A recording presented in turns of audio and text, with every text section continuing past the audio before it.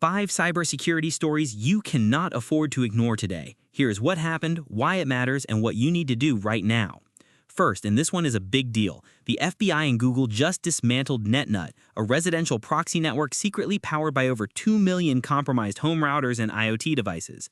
This was not some underground dark web service. NetNut was sold openly as a legitimate proxy platform. Businesses were paying for it. Meanwhile, every request routed through their system was passing through someone's hacked home router without their knowledge.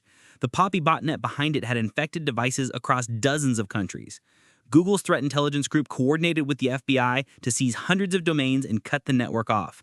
If your router is end of life and no longer receiving firmware updates, you are a target. Replace it. If you cannot replace it today, disable remote management and change the default password right now.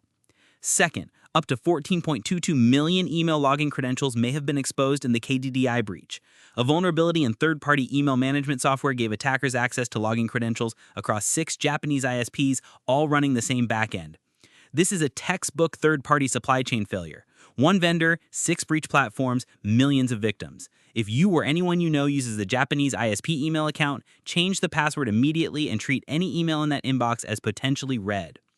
Third, a new malware framework called Avalon has been caught delivering CrownX Ransomware. Avalon is modular. Attackers can swap in different payloads depending on the victim, and its delivery mechanism is aggressively polymorphic, changing its signature on every infection to evade endpoint detection.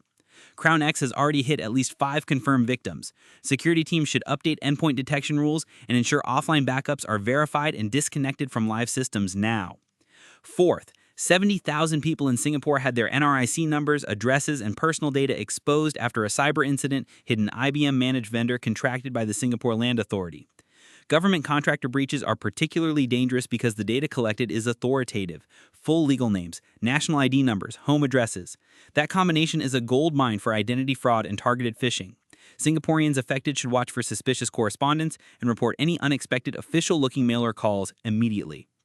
Fifth, Oracle eBusiness Suite is under active exploitation via CVE-2026-46817, a critical flaw in the payments module. Around 950 instances are estimated to be exposed on the public internet, and attackers are already using it to plant web shells and maintain persistent access. If your organization runs Oracle EBS, patch immediately and audit your instance for any unrecognized files or scheduled jobs now. The theme today is trust. Trusted proxy services, trusted vendors, trusted enterprise software. Attackers are not breaking through walls, they are walking through front doors that somebody left open. Which of these 5 threats worries you most for your organization? Drop it in the comments below. Subscribe to Cyber News Daily for your daily cybersecurity brief.